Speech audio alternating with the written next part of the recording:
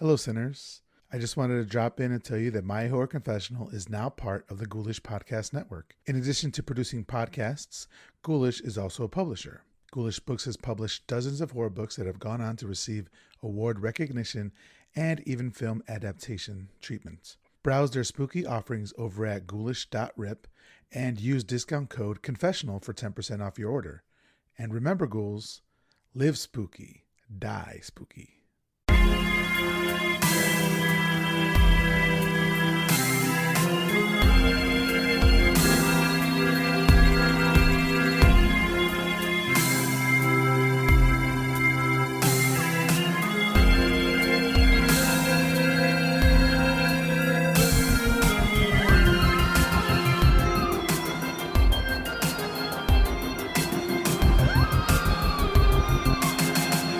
Hello, everyone. My name is Miguel Myers. Welcome to My Horror Confessional, where every week I'll have a guest come on and talk about one classic horror movie that they haven't seen and why. We'll discuss the movie, the actors, and probably get off topic quite a bit.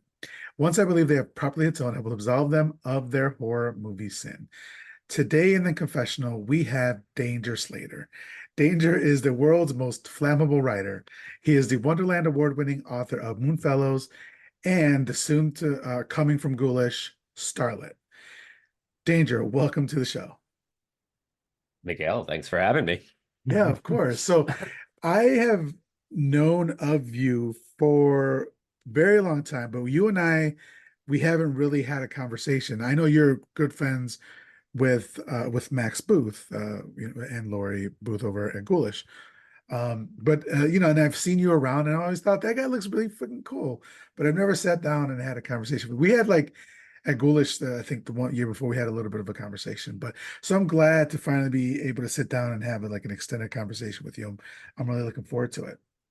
Yeah, it's hard at conventions to actually like have a real conversation. You're kind of just like having little like moments of like, oh, let me try and connect with this person, connect with that person. Like, Yeah. so I totally get it. I'm happy to have this opportunity too. Yeah. Yeah. So your book that we just talked about, Starlet coming out Yeah. in September. Can you tell me a little bit about it? Yeah, it's a horror book, but it's a Hollywood satire. Like it's about celebrities and movies and stuff like that. I'm a big movie fan, so Nice. um which is why I'm on a movie podcast, I guess. But but yeah, so it's kind of like kind of a classic setup. There's a girl, she's new to town. She's really ambitious. She bumps into um kind of A-lister, a kind of fading A-lister. So, someone who's kind of in the twilight of their career. Um but a very handsome man still, and he invites her over her house, and what starts out as like A Star is Born soon becomes more like The Hills Have Eyes or something. So Yeah. it's just like, it's a fun book, I think. So Yeah, that sounds awesome. And yeah. and it's coming out through Ghoulish in September. And you had a book, was Moonfellows your only other book with Ghoulish? Yeah, I mean, I've written like 10 books, I think, at this Yeah. point, but those are the two that I came out with through Ghoulish. I'll also say my best two. Let's say Nice. that. Nice. But yeah, Moonfellows, that came out like 2 years ago at this point. So Yeah. yeah. Okay. So with Starlet, seeing as how you said you're a movies like a big movie fan, is that an idea that you've had for a while, to write this sort of book, or is that like a fairly new idea for you? No, it's I mean, at this point it's even hard to say because although the book is coming out in a few months, I wrote it like 2 years ago. Yeah, yeah. So, when I'm putting an idea together, it just kind of mostly comes out of nowhere. It's like you kind of get a little kind of flight of fancy and you latch on. But pieces of what I'm bringing into there are things that maybe have been with me for a long time also. Mhm. So there is like funny ideas or weird ideas I had, especially since there's a lot of I'm not doing anything direct in the book. I'm not directly making fun of movies or referencing movies, but I'm kind of making fun of the industry as a whole and kind of movies like rom-coms I'm making fun of and horror movies I'm making fun of, or satirizing. It's not always meant to be humorous, but yeah, like those kinds of things have just been kind of like living in me, as a movie fan. It was great to have a kind of book where I could put it. So you said, it's kind of satirizing rom-coms and horror movies and stuff like that. Are you yourself a fan of rom-coms? Sure. Yeah, you know what? Maybe not my favorite genre, but a good movie in any genre is a good movie. And I don't try Yeah. to limit myself to those kinds of things. Horror is my home. Horror is kind of like my base. Um, but I'll watch pretty much anything if someone I trust said it was good, I'll just watch it that night. Like if Yeah. someone offhandedly mentions some movie, I'll be like, "Oh, I never saw that tonight. I'm gonna watch it." That's a lot of trust. That's a lot of trust in somebody. If they tell you it's good and you turn around and watch it the same night, that's a lot of trust.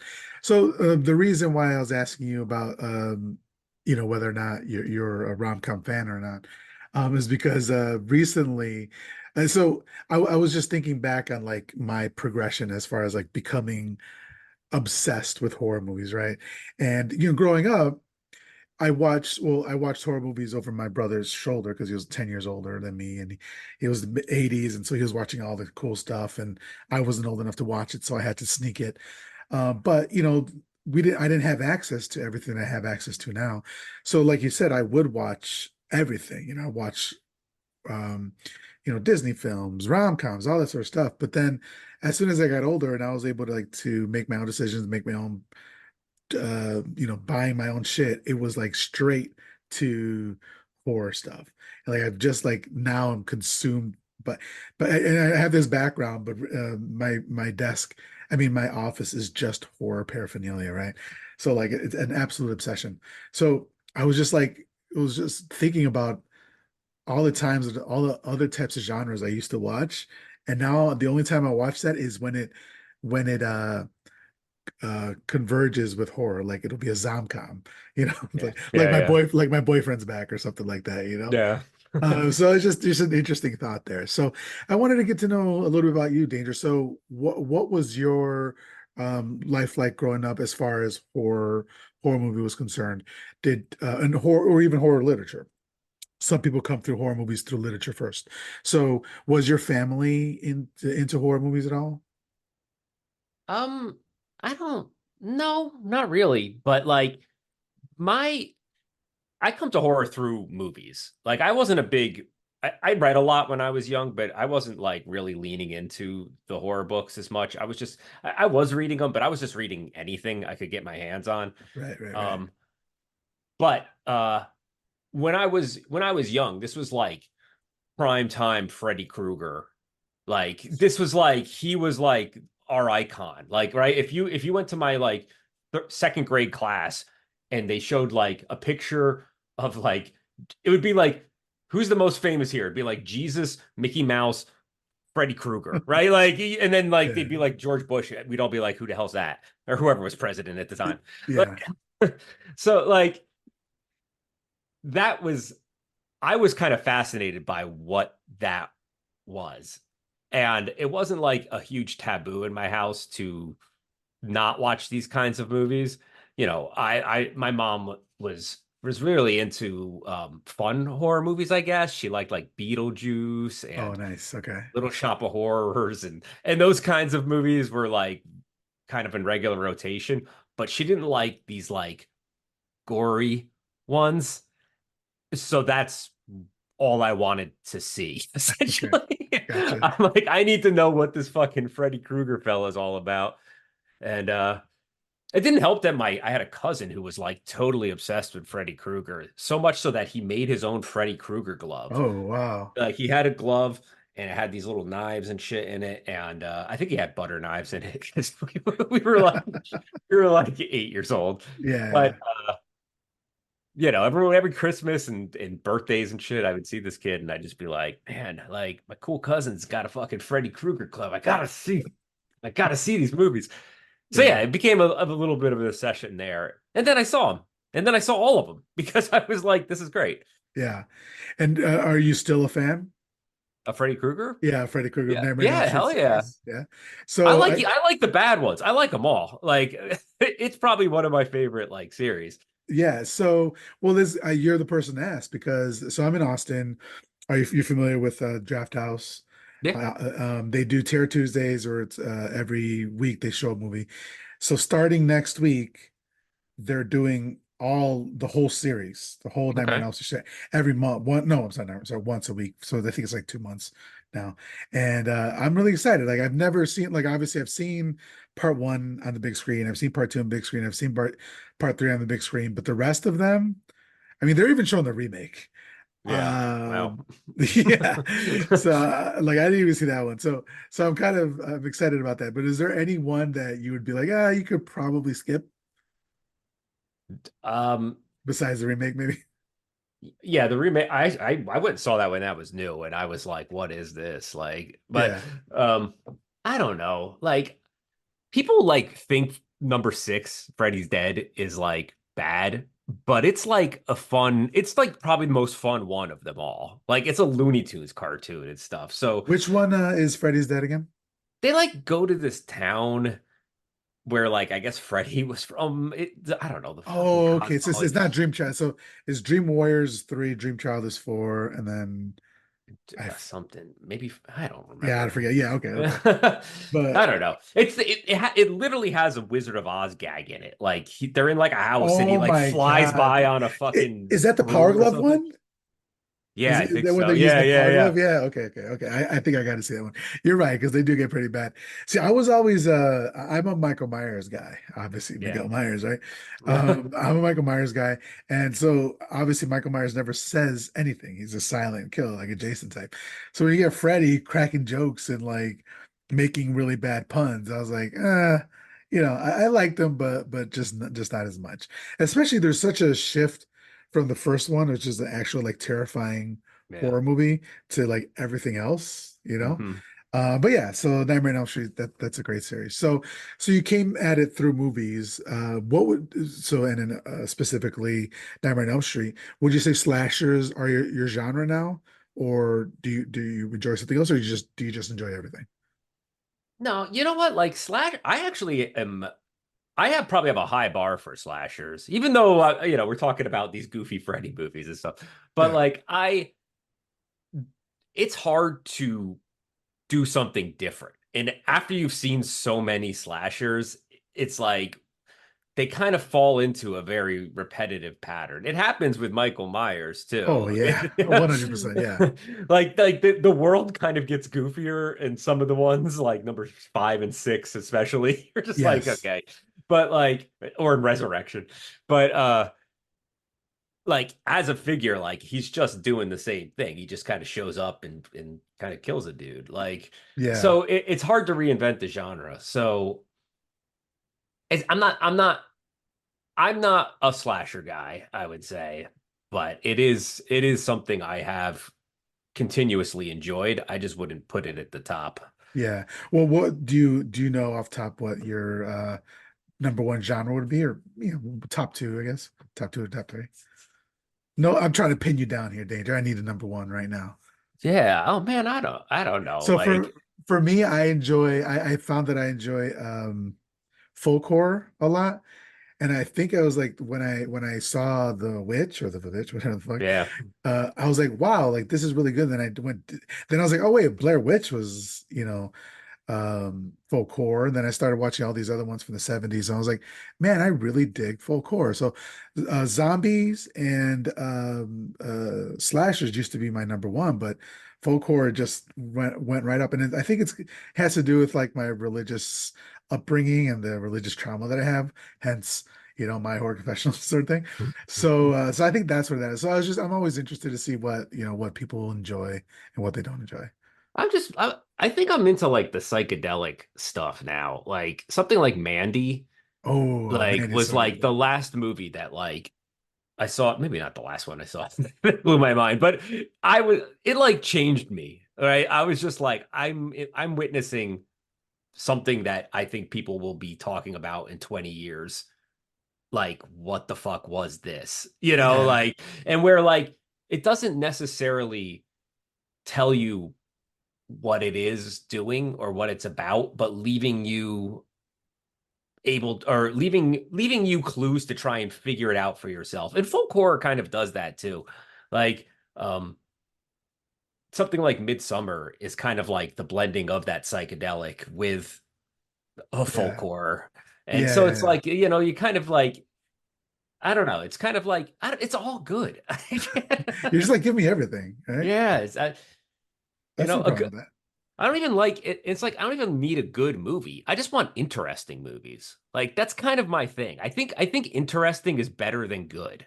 So like any movie that strives to do something different, even if it fails, I usually am enjoying.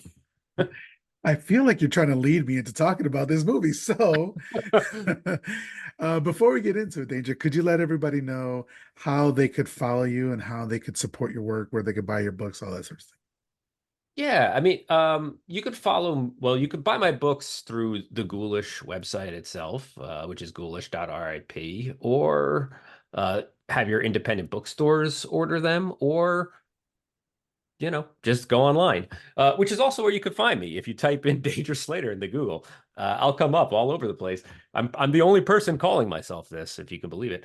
But but yeah, like it's Instagram, Twitter, Facebook, whatever someone wants to find me on, All I'll right. I'll be there.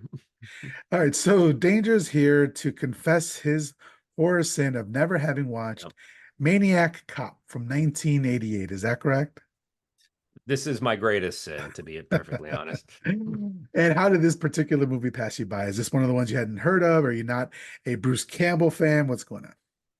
Uh, I mean, if we're leaning into religious tones here. Not being a Bruce Campbell fan is sacrilege. That's of Heresy. course, yeah. Of course, I'm a Bruce Campbell fan. No, this is a movie that I have known about for a very long time, and I just never quite landed on it. Um,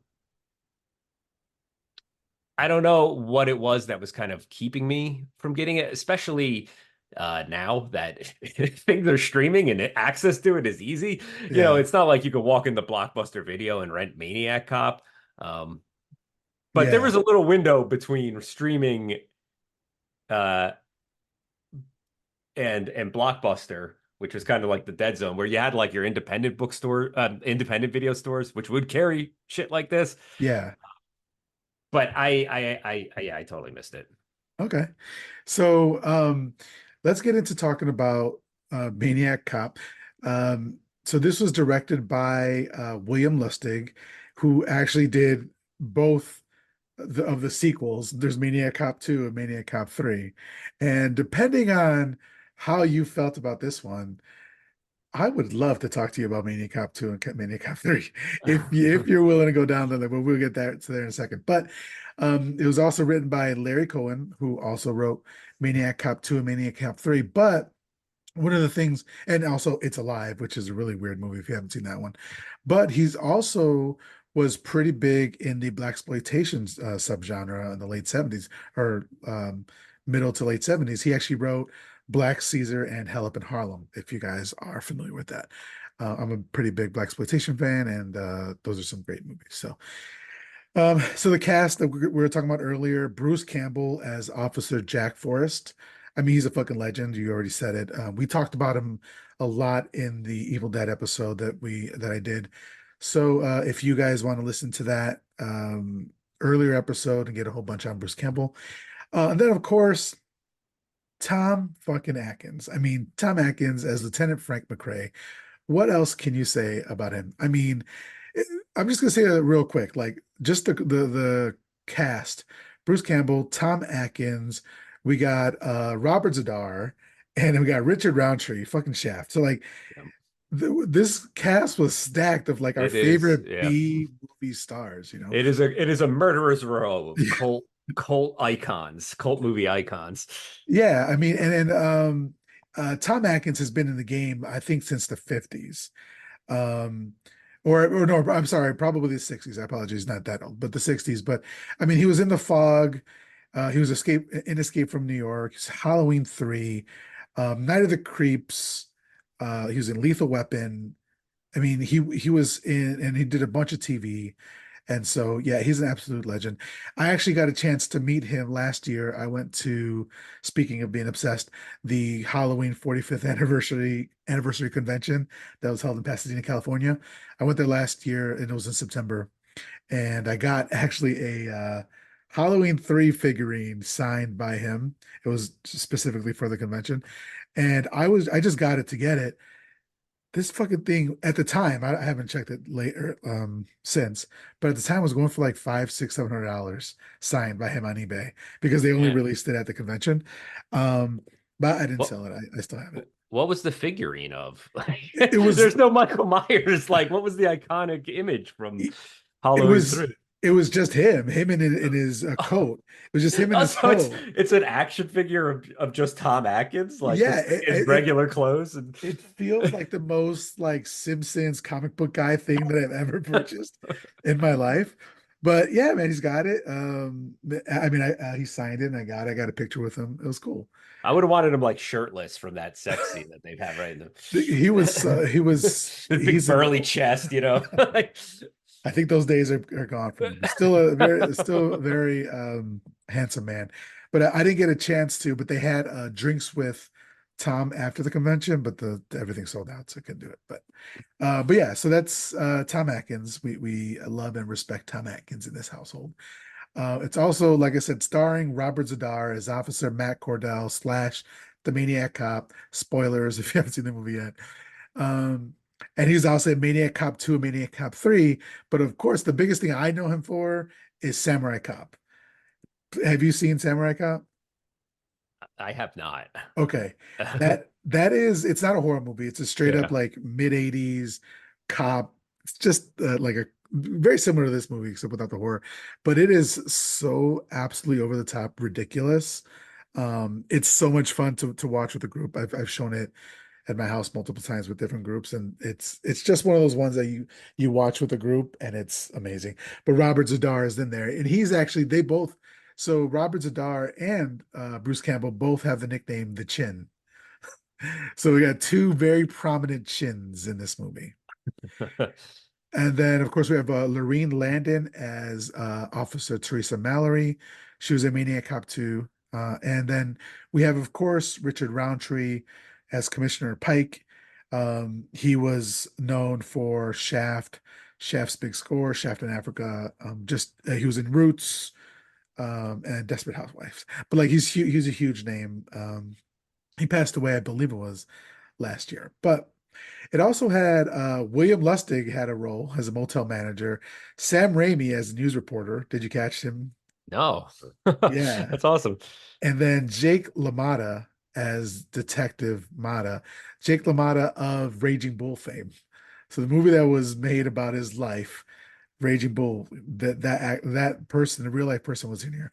I have no idea how it came to be. I tried looking it up, but I couldn't find it. He's not an actor, so I don't know. Maybe if William Lustig was friends with him or something. I'm not sure. Wait, who was he in this movie? He was a detective Yeah, LaMotta? he was Detective Mata. So Detective. his name is Jake LaMotta, but he was Detective Mata in the movie. That's But awesome. I couldn't I don't know how he looks like. I mean, I looked him up after the movie and I just wasn't able to picture him. But I think perhaps he was either the guy who was signing what is his name? Sorry. Signing Tom Atkins in when his hand was hurt, or he was the guy who was showing him all the newspaper clippings.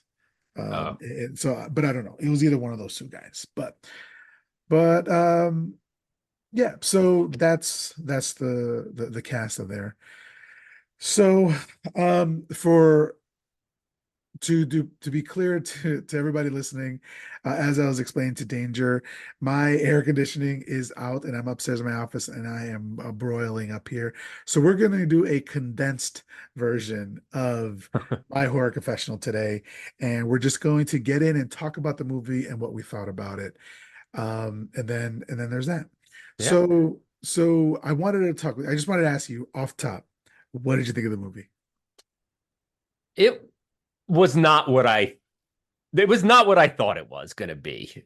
Okay. I had a completely different impression of what this movie was. This is much more of a straight action slasher movie than like something really over the top goofy.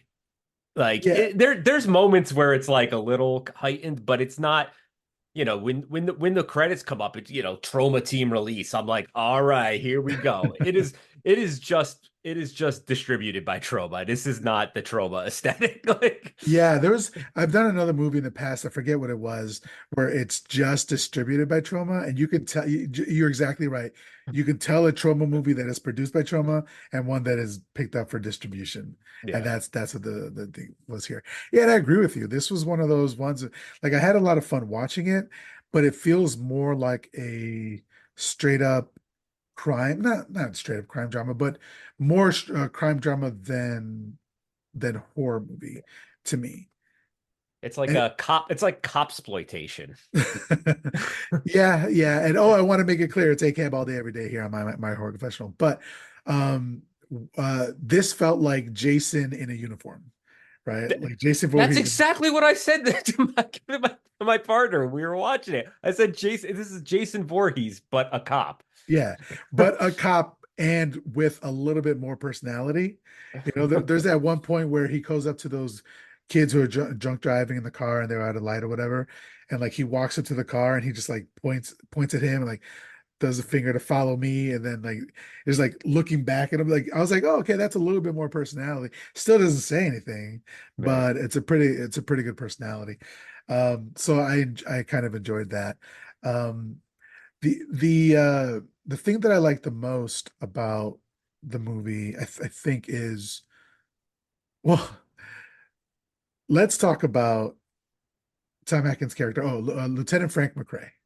So the first time we see Frank McRae, he's walking down the hallway, the dark hallway, him and he's next to another cop, and you see like all you see is like his duster flowing in the wind. I'm like, oh man, I love it already the way they're setting him up. Um, I love the character. I like that he was like a quote unquote caring cop. He's the one who was trying to get to the bottom of it, as opposed to everybody else who just wanted to be done with it, like close the case sort of thing. But were you, what did you think when you saw two-thirds of the way through the movie him flying through the window? That was a choice that the movie made. Like, I'm like, I, this is our main character, right? We start with him, so much so that I don't think we get to Bruce Campbell till like 20 minutes into the movie. Like, it's pretty, I was like, where the hell is he? Like, he's second build. Like, we've met like 15 characters. Um, and then it kind of pulls a switcheroo where Bruce Campbell kind of becomes the main character, and then they just kind of throw this guy McCrae out the window, Yeah. kind of unceremoniously even. So it was an interesting structure, let's say. Did it work for you, or was it to the detriment of the movie? I mean, at that point, I'm just kind of on board for whatever's happening. Like Yeah. I'm like, maybe this script has got hacked apart a little bit, or kind of played with, or what. Like, because there are a few moments where things aren't necessarily fitting together, like the tightest jigsaw puzzle I've ever seen. But you know, what are you gonna do? It's fun to watch Tom Atkins get thrown out a window. So I'm not gonna be angry about that. Yeah, so I've seen this movie before. There's actually a movie that the director of this movie made before this, I think 8 years before this, called Maniac from 1982 or something like that.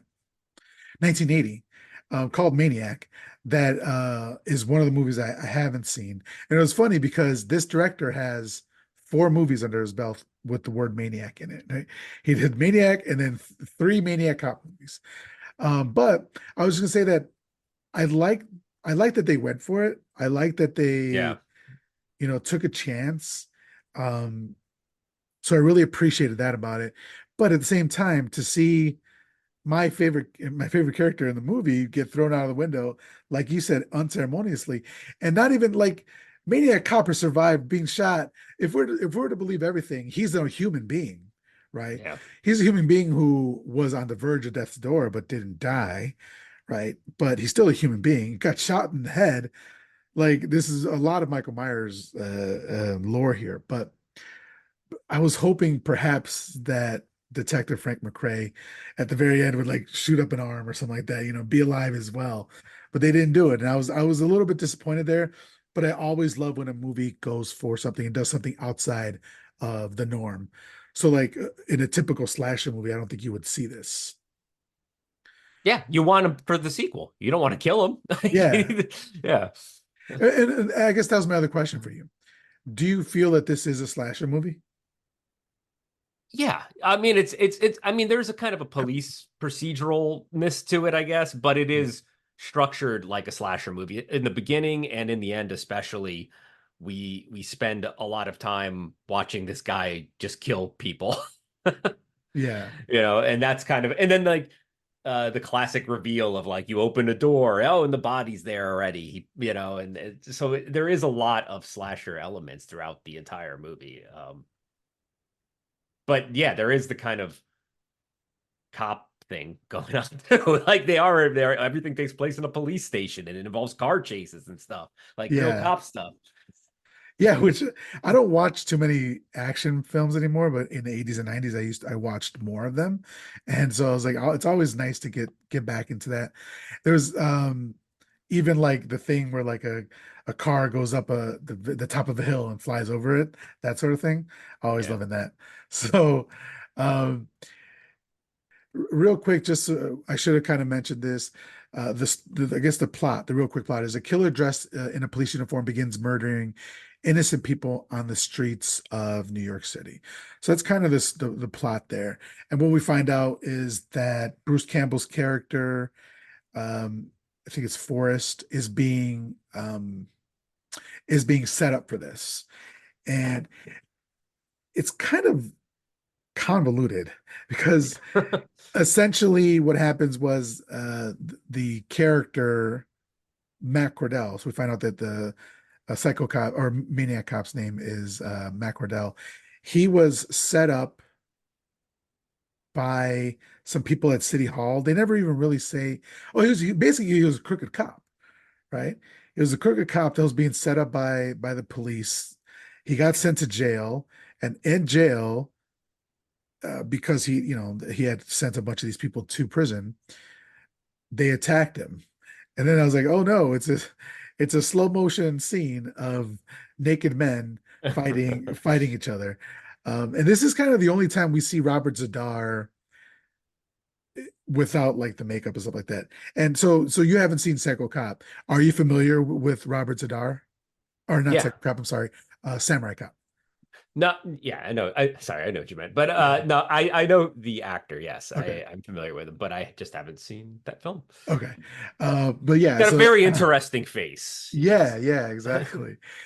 So I thought that was just this, it was a choice to have a slow motion attack scene of this naked dude in the shower being attacked. But essentially he's attacked and he's on death's door. But do you remember what was this?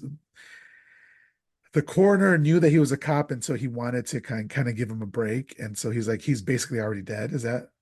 Yeah, he kind of, it was weird. He kind of like took pity on him because, he's like, oh, a cop in prison with all the people he sent here, he's going to get killed, which is exactly what was happening.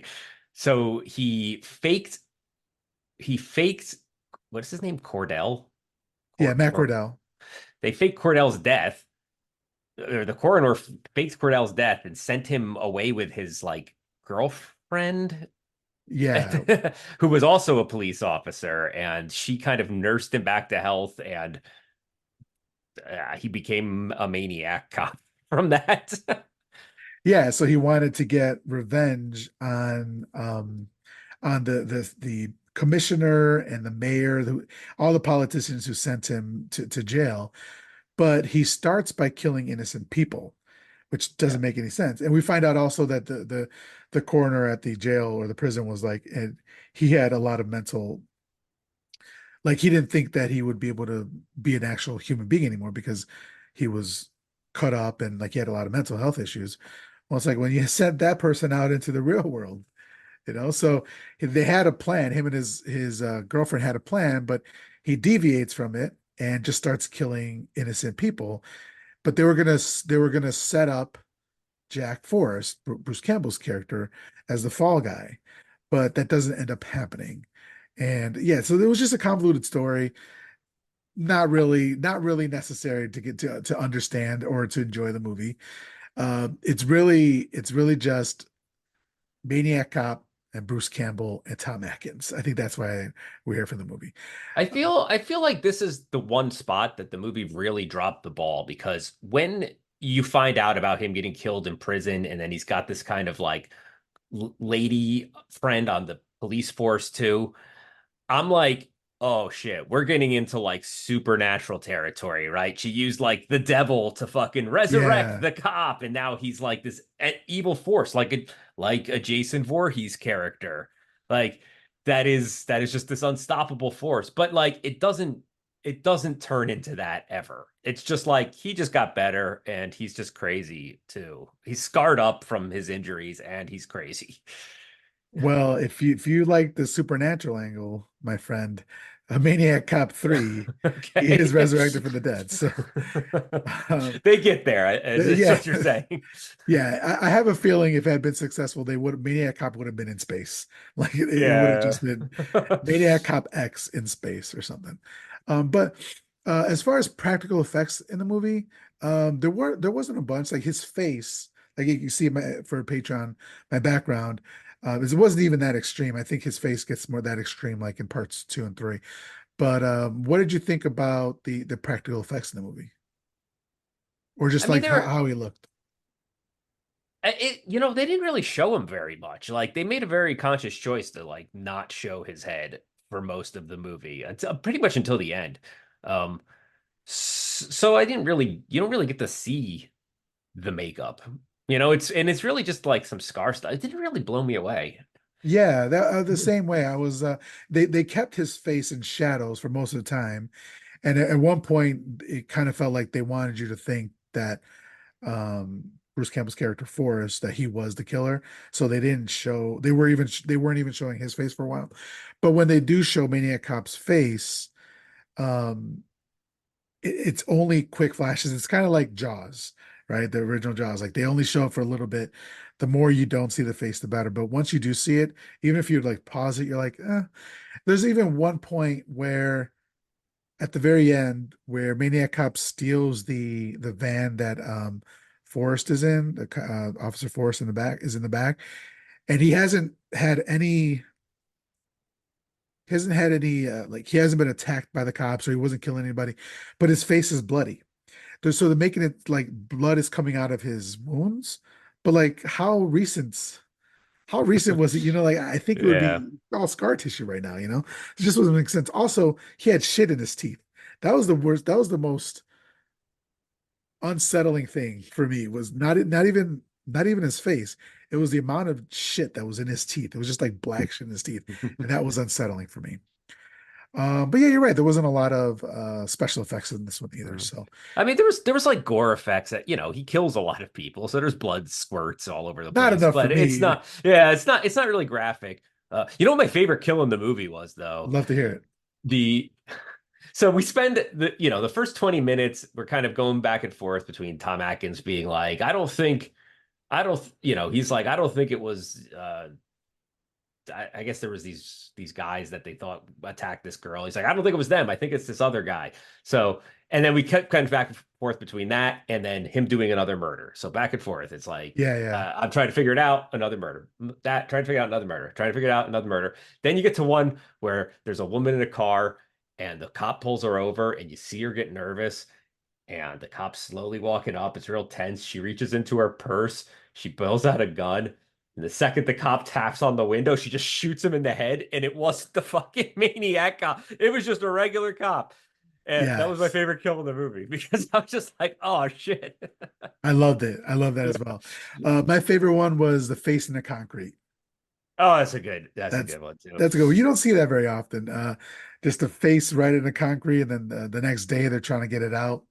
I felt Really, bad for the guys whose job it was to set the concrete because they just spent all day putting that. That's wet. That's wet concrete. And then the next, they're literally jackhammering it apart the very next day. yeah. They're like, what the fuck? Let me see. What did you think about? I mean, the acting. What did you have? There wasn't acting wasn't terrible in it. Wasn't the best, but No, well, you know what it is? Like Bruce Campbell's was playing kind of was playing it straight. We know this guy could go big. We know he's kind of a ham a lot of the time, and he likes to kind of poke fun at that kind of handsome guy thing that he has, by kind yeah, of like being like, oh, I'm a cocky fucking, aren't I a cad? But like he was playing it really straight in this. As was like, like you said, you have Richard Roundtree in here, but he's just sitting at a desk the whole time. Like there was not a lot to really grab onto, even though we have these really big personalities, except for Tom Atkins, who was delivers some pretty interesting lines. Not that the lines are interesting, but his delivery was certainly interesting. It's like they kind of woke him up and gave him the script and said, "Get in front of the camera." Um, there so was so that. it's very much like kind of this harried I don't know. It's this thing that I thought I saw. Like it's very like it doesn't feel very lived in, let's say. Well, he's got this friend at the news, like a newscaster friend, that he calls up because he wants her to break the story so that people know about Maniac Cop. And so they're at the bar, and she's kind of flirting with him, even though he's probably 40 years older than her. And then he's like, oh, what she's he says, this isn't about romance, this is about murder. And the way he delivers it, amazing. I loved it.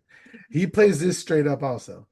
There's a moment too. I think it's like maybe his first scene where like you find out that he's survived a suicide attempt, which never Yeah. comes back again. But then like, the person that he was talking to this about is like, come on, man, just smile, smile. And then he just kind of like gives the most forced, awkward smile, and the camera just holds on it for a few seconds. It is like it's really I don't know if it was supposed to be funny, but I found it hilarious. Yeah. So I found it hard to believe that Bruce Campbell actually doesn't like this movie and doesn't like his role in it. And he apparently he doesn't like being asked about it at like conventions and Interesting. stuff like that. I don't know why. Like I thought, we'll get into ratings and stuff like that, but overall I found it a pretty decent film, and I thought his role was decent. I can't see why he'd be upset with it.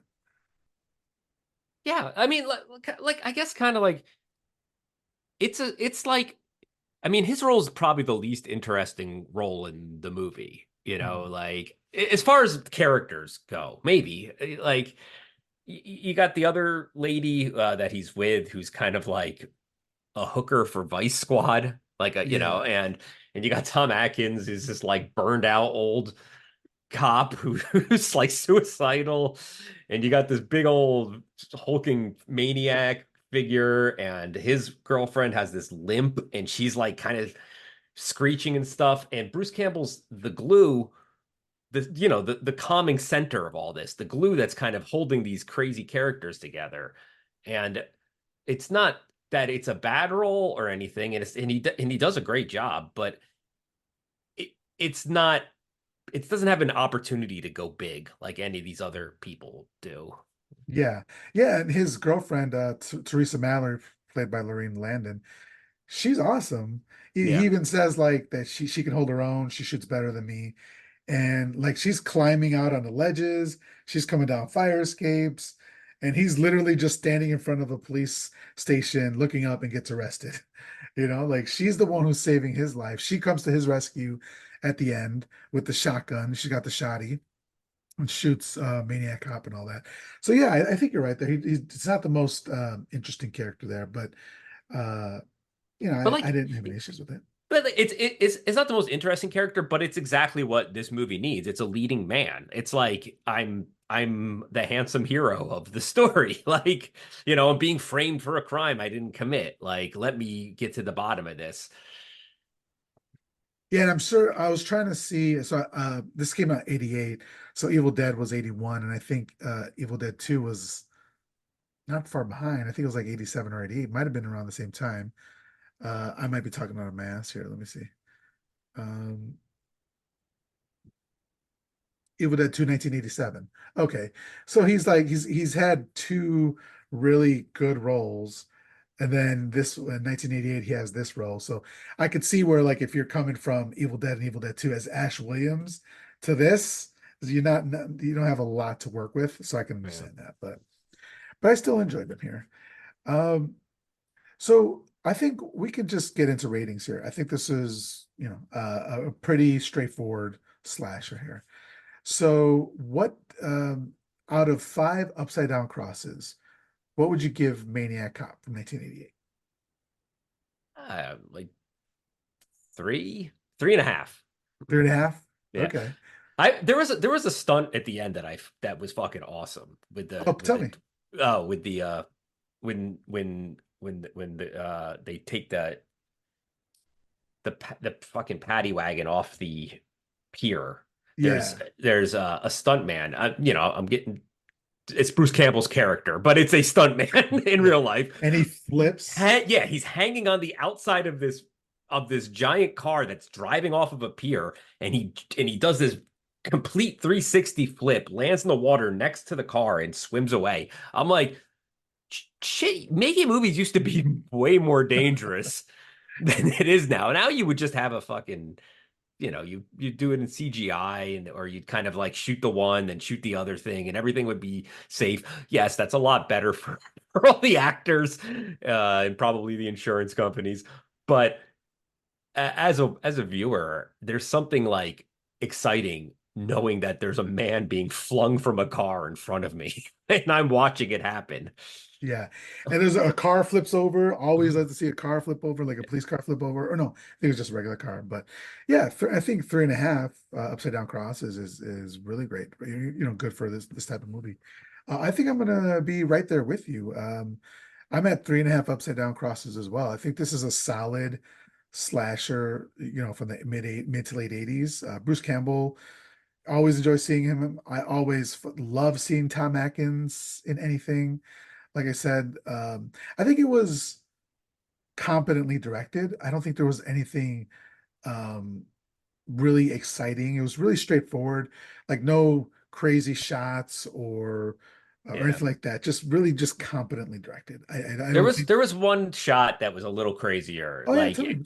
not that it was crazy, but it did, like, I think it was the guy with the face in the sidewalk in this wet concrete. Like, Yeah, there was, like, the camera was like following him, right? Like, a lot of times we're kind of just getting straight shots for, we're setting the camera up in the room, and but there was like a lot of movement of just the camera itself, and I was just like, it's so much so that it stuck out to me when I was watching it. I was just like, oh, like there's some cinematography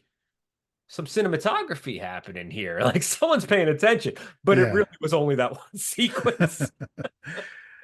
And there was actually so Sam Raimi actually shot some of the footage from the St. Patrick's Day parade, but I don't know if it says specifically St. Patrick's Day parade. Maybe he shot something I else. was, Who I'm knows? like, I'm like, now that you say that, it was very Raimi like. It had that kind of like swooping kind of camera following you movement. Yeah. And so they used some of that footage to help secure the money from the investors, like to complete the film. But when you were talking about like cinematography, you'd think, you have a friend in Sam Raimi, you got Bruce Campbell, you would think there'd be something there, Yeah. but more than just kind of a straightforward thing. But that's pretty much what we get there. So I think I'm with you. Three and a half upside down crosses, um, competently directed, competently acted, some fun stuff happening in there, some gore, like you were talking about. Even the soundtrack itself. It was fine. I mean, mid to late 80s, I was hoping for something really synthy, a lot more than what we get, but there's some stuff there. So I'm really excited to I know I've seen the second one, but I haven't seen the third one. And I think the third, but it just gets batshit crazy as they get further and further. Direct to video, mid Yeah. 90s horror films were kind of my jam as well. But so what we do, Danger, is I ask for a movie in a similar vein to this one you think might go well, like in a double bill. So, all right, Danger. So, what would be your movie that would go like a good double bill for this one? Um, there's a movie from a few years ago called Thunder Road. I don't know if you're familiar with this I movie, don't think but I am. it's not a horror movie. It's about a police officer though, the who's kind of dealing with some substance abuse problems, and he's a bad cop. And I don't mean he's a bad cop as in like corrupt, but I just mean he's like not a good person and not good at his job. Like, so he's just kind of a self-destructive person. And it is very sad and very funny and very dark. Okay. And I thought it would be a real interesting kind of another kind of copsploitation, let's say, film. Not so much on the action front, but in the kind of like, let's really get into this kind of character. Yeah. If you watch the movie, if you ever watch it, just put on the first 20 minutes. It's a single scene that lasts 20 minutes where he's at his mother's funeral eulogizing her and he has a breakdown during it. And it's fucking, if you're not on board with what the movie's doing, then you're going to hate everything else that follows. Okay. You know what? I looked it up. Max has recommended this movie to me. I think he was a big fan of it. Jim Cummings, right? Jim Cummings wrote, directed, and starred in it. Yeah, yeah. Okay. I definitely, yeah, he gave that high. He said it was really good. So I Yeah. think I'm gonna check it out. Okay. So for me, I'm not gonna go quite as good as Thunder Road. But I'm gonna go with Samurai Cop. Now, Samurai Cop is also starring Robert Z'Dar as the Chin in it. And it is just absolutely bad shit. Like somebody was high on cocaine while they were filming and directing this movie. So much fun. Not a horror film, but it's a lot of fun. It's genre, a lot of times with horror films, we kind of cross over into just genre fare. And I think that's exactly what this is, would be great, great as a double bill. So Samurai Cop for me would be that. So Nice. Danger, thank you so much for being on. If you could once again let everybody know how they can follow you, supporting you, they can go buy your books at ghoulish.com. And how could they follow you? Hit me up on Twitter or Instagram would probably be my favorite spots. Just type in Danger Slater and there I'll be. Nice. And Danger and I are going to continue our conversation for the on the Sunday school sessions, which is a Patreon exclusive show. If you'd like to support the show, patreon.com/my horror confessional. Thanks everybody for listening. Danger, thank you so much for being on. I appreciate it. Thank you. We'll talk to everybody later.